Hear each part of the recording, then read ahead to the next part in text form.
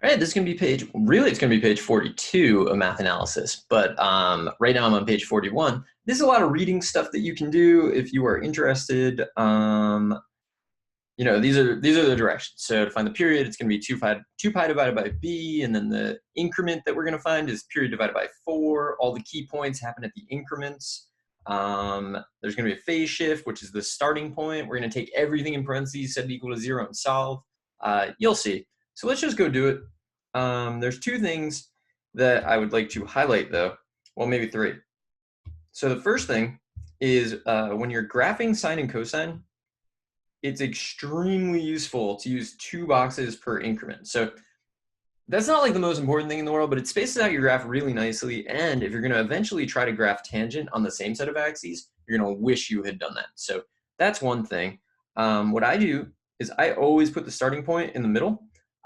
So you'll see what that means as I do it. And then the last thing, which not every teacher will agree with. So if you have a different teacher, they might hate this idea. No one cares where the y-axis is, or no one should care. So don't obsess over where to put the y-axis, because it may not be convenient where you end up putting it. Like, I mean, if it falls conveniently on an increment, put it. But make it be like pretty much the last thing that you put in, because otherwise you're going to screw up. And the reason you're going to screw up is because as soon as you put in the y-axis, you are going to try. Ooh, my video is like all slow. As soon as you put in the y-axis, you're definitely going to try to put one of the increments on it. Well, you're just going to. There's nothing you can do to like avoid that fate. So let's see if we can do this. So I'm just going to like find this stuff. We'll talk our way through it. So first I'm going to find the period, which is 2 pi divided by b. And if I look, I can see that b is 2. So it's going to be 2 pi divided by 2, which is pi. All right, next, you're going to find the increment. The increment is the period divided by 4. So that's going to be like the period divided by 4, which in this case is pi over 4. Our starting point, take whatever is in parentheses, set it equal to 0. So that's going to be 2x equals 0. So x is equal to 0, which like you didn't really need to do because you could see it. So the sinusoidal axis is actually just d, so you have to identify that. It's right there, plus 1. So it's going to be y equals 1. Now to find the maximum and the minimum, it's going to depend on the value of a, right? So really the absolute value of a determines the maximum and minimum. So you start at the sinusoidal axis. So your y equals 1. And then you can go up the absolute value of a. So plus 3 gives me 4. And then for the minimum, you start at the sinusoidal axis, and then you're going to subtract the absolute value of a. So that's going to be minus 3, so negative 2. That's the range of the graph. We need to go from negative 2 to 4. So now what I'm going to do is start thinking about that. Also, eventually I need to think about what pattern to use. It's a positive sine graph, and I know that that goes intercept, maximum, intercept, minimum, intercept. So I think we're ready to go. So we need to go from negative 2 to 4. It's nice if you leave a little space at the top and the bottom, but like not mandatory. So maybe if I go with negative 2 here and count by ones, like this would be 0, this will be 2, this will be 4. That seems okay. Because like if I moved it up 1, then there'd be 3 boxes at the bottom and 2 at the top. And if I move it, whatever. So like I think that's as good as we're going to get. So what I'll do is I'll put in the x-axis. So I'm going to try to take advantage of this, the ability to draw a line here. So that's my x-axis, which is like just slightly off. And can I fix that? Maybe. Okay, there we go. That's nice. Wait, why is it broke? Oh, sorry. It was just artifacting. I don't know if you even saw that. It looked like it was broken. Now what I'm going to do is I'm going to put the start in the middle. So like, where's the middle? I don't know. Just kind of eyeball it. So I'm going to say this is 0. I'm going to go 2 boxes per increment. So the increment is pi over 4. So if I start at 0, I'm going to go to pi over 4, then 2 boxes. I don't simplify these. Not every teacher loves that. I don't really care. Like I'm just counting by pi over 4. So this is 2 pi over 4. If I needed to simplify that, I bet I could. 3 pi over 4, and then 4 pi over 4. So that's going to take me 1 full period. So I mean, I'm going to fill in because, you know, that's the kind of quality work we're trying to do here. But like you don't really need to. And then here we're going to go negative. So this will be negative pi over 4. And then negative 2 pi over 4. negative 3 pi over 4. So now you get to see how close you got to the actual middle. Negative 4 pi over 4. That would be one full period, but then we go one more because we can fit it. So negative 5 pi over 4. Let's see, how close did I get? Pretty, oh, I think I got exactly the middle, I think. All right, so the next thing you're gonna do is you're gonna dot in your sinusoidal axis. So what I'm gonna do is I'm actually gonna kind of like cheat. I'm gonna put it in as a solid line, then I'm gonna dot on that solid line. So it's gotta be at y equals 1, which means I'm gonna go from here to here. So I'm cheating. I'm gonna do that, and then what I'll do is along that, I'm gonna dot it in. So dot, dot, and then I'll go back and erase the solid line. So what I sometimes do is, this is purely because of technology. I would not do this by hand. By hand, I just straight dot it in. I never do a great job, but you don't really need a great job. You just need to kind of convey the right idea. So now let me erase the solid line. And it's not perfect, but not terrible. All right, so now we're on to graphing. So first point that I'm going to make is going to, at 0, at the starting point, I have an intercept, so I hit the sinusoidal axis. So right here, I go there. Now I need to go up to a maximum, right? So I go over one increment, which is 2 boxes. I go up to the maximum, which will take me up to here. I go over 2, I go back to an intercept. I go over 2, I go down to a minimum. I go over 2, back to an intercept, and then up. And then I can't get another one in that direction, so I'm just going to stop that way. Then here, I have to go kind of backwards. So like the pattern just keeps working. So here, you would go, like you can go as far as you need to, which means that if I'm at an intercept and I'm at the intercept, so basically from the starting point, it's kind of like this, right? So if I'm going backwards, I'm going to go with this. So I'm going to go from an intercept to a minimum. And also, if you graph it wrong, you'll immediately see that it's wrong and be like, whoops. So the graphs, if you know what you're doing, if you know what to look for the final result, the graphing is pretty forgiving because you'll instantly know you did something wrong. And then we just want to kind of put in our curves. So I don't recommend you try to do it in one shot. I think like a quarter of a period is kind of like the goal. And we just keep going. So I would say that when you really know what you're doing, to get like a really good graph, maybe like 4 minutes you should aim for. So like when you really know what you're doing, 4 minutes is going to be like, why would anyone give me this much time?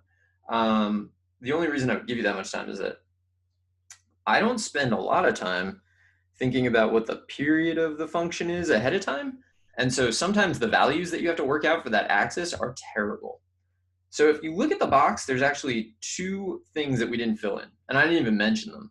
And they are, so I'm going to try to move my face, and hopefully it actually happens. I don't actually know. There are intercepts that we see, and also a generalization. So if you look at this curve, you can see some of the intercepts. So for example, I see that 0 is 1. I see 2 pi over 4. I see 4 pi over 4. And so start thinking like, what could I do with that? And then negative 2 pi over 4. You definitely do not need to list everyone that you can see, but if you need to, you need to, just do it. So here, my generalization, think about what is the difference between these, right? So I started 0 and I added 2 pi over 4. And then from 2 pi over 4, I added 2 pi over 4. And actually, if I had started here, I would have to add 2 pi over 4. So I think we can say that our generalization is x equals 0 plus 2 pi over 4 times n, where n is an element. What on earth am I drawing? I was going to draw like a sigma for some reason of the integers, right? So it's just a pattern. Now, the reason we're doing this has nothing to do with sine, although it's useful to note.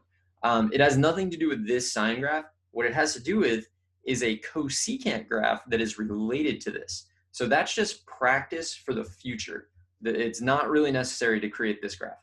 So one of the things that I think is really useful about graphs is that you can use them to solve equations. For example, we already solved one equation. We already figured out that y equals 3 sine of 2x plus 1 is equal to 1, right? Which is the intercepts. They're all happening at y equals 1. It's equal to 1 at 0 plus 2 pi over 4 times n. Like we solved an equation. We have already solved the equation 3 sine of 2x plus 1 equals 1. And we got that x is going to be 0 plus 2 pi over 4, which is obviously pi over 2, but and then n is an element of the integers. We solved that equation. This is like a superpower because you're gonna have to solve a lot of equations. I can just tell that it's driving some people nuts that I never put in the y-axis. It doesn't bother me. Like we have our vertical scale, it's on the left. That's totally fine. Since it did fall in a nice place here though, I think I should go back and put it in. So I'm gonna do that. So that, and then let's say this 2 and 4, and then where -2. Okay, so that I would say is definitely a thing. Solve the equation. So don't just dive in and start doing all kinds of like trig stuff. No one's asking you to do that here. They're saying, you just made this graph, now try to use this graph. So I want to solve 3 sine of 2x plus 1 equals 4. Well, what does that mean? Well, this side, where's my good highlighter? This side is the graph that we just made. So I'm trying to find where the graph we just made equals this side. But this side is just the maximum, right? So I'm trying to solve basically where the graph intersects y equals 4. But you can see where that happens, right? So it happens at pi over 4. So it's going to happen here. And then it doesn't happen again for a full period.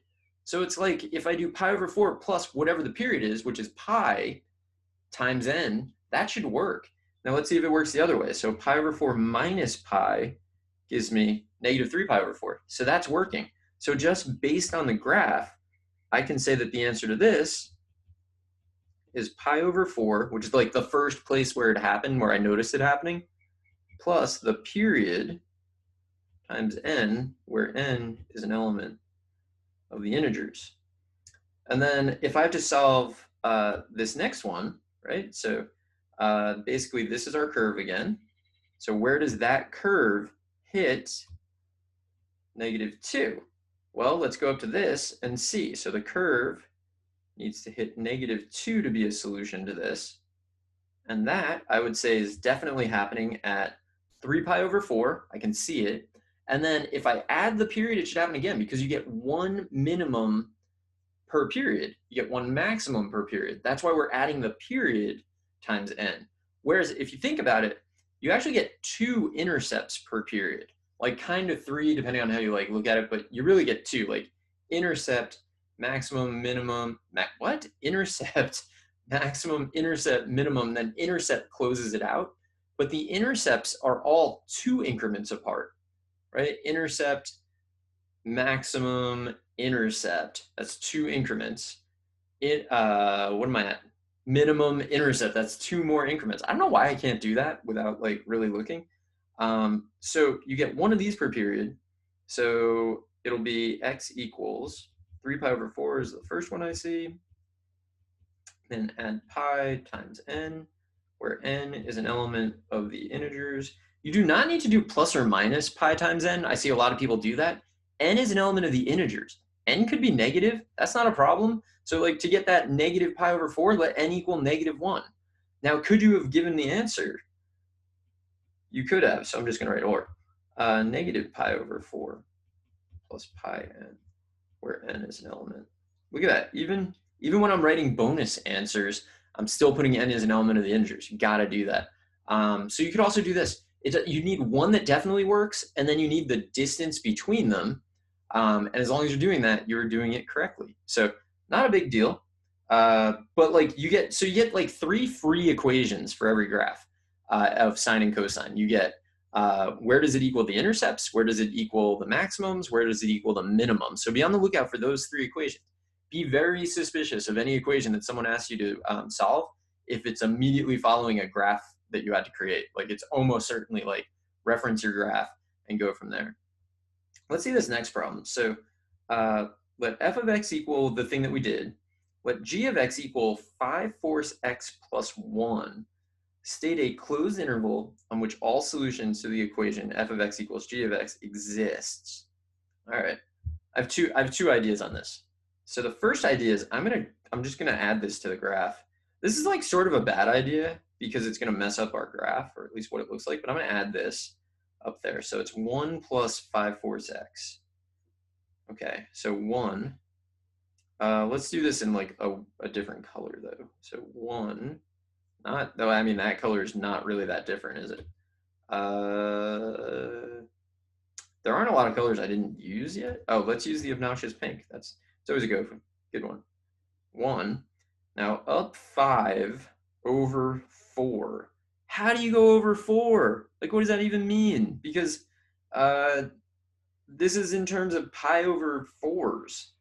So I could do pi, like I could do like 5. No, but then the y-axis is in terms of like is rational numbers and the x-axis is irrational numbers. So this is not a good solution. So we need something else. Well, let's like think about it. Think it through, right? So 5/4 is like 1-ish, I guess. This isn't gonna really help me out. So whatever. I'm just gonna draw a line, just get an idea, right? So also it sounds like I don't know what I'm doing right now, and like maybe I don't, but like I do have an idea of how I'm gonna solve this. So say we just drew a line. Let's see what's happening. So we go this way, we go this way. So this is not the line that we wanted, right? But it's a line, and it gives us an idea. So this line, at some point, this line will get out of the range of the trig function, right? And when it gets out of the range of the trig function, there's no chance you could have another solution. So for this particular line that I have drawn, which is not the right line, once I get beyond, hold on, that I don't know what happened there. Once I get beyond kind of there, I'm having a lot of trouble with it. Once I get beyond this x value, I'm never going to be able to hit the trig function again because the line has gone above 4 and it can never get back down to 4, like ever. It can never happen. Similarly, down here, at some point, the line is going to pass -2, and then after that, it can never intersect the trig function again because the trig function is stuck between -2 and 4. So if I could figure out for the line that we actually are given, I'm going to erase these. I don't know how to do that. So if I could figure out what values keep the line that we're dealing with between -2 and 4, I'm confident, I'm 100% sure that the solutions to the equation f of x equals g of x have to fall on that interval. So the range of f of x is, is -2 to 4. Okay, so if I force g of x to stay in that range, I will definitely know the biggest possible interval on which the solutions must exist. Like it's probably bigger than it needs to be, but guaranteed all the solutions are going to be in there. So if I do -2 less than or equal to g of x less than or equal to 4, 100% all of your solutions have to be in there because f of x is stuck between there. So if they're ever going to intersect, it's got to happen when g of x is also between there. So let's see if we can solve that. So -2 less than or equal to 5/4 x plus 1 less than or equal to 4. I'm going to subtract 1 from each side, whatever that means, from every side, from every part, to get this. Multiply by 4, divide by 5. So I'm going to say -12/5 to 12/5. Was that guaranteed to be symmetric? Yeah, I guess so, because of, yeah, I guess so. Nah, well, yeah, because of the +1. So if you notice, they both kind of have like a sinusoidal axis of one, a y-intercept is really what I should say. That's what made me have these symmetric bounds. So does it guarantee, is that guaranteed to have all the solutions? Yes, definitely. Are they probably definitely on a smaller interval? Like, yeah, almost certainly, but guaranteed they're in there. So there's no way that they aren't in there because we considered the whole range. But anyway, I think that's like good work for this page. So the key thing here is that you got to be able to graph. Once you graph, you can use it for all kinds of things. So I'm gonna come back in the next video. I think I'm gonna graph some more, hopefully, and I hope to see you there. So yeah, hope you're finding this helpful.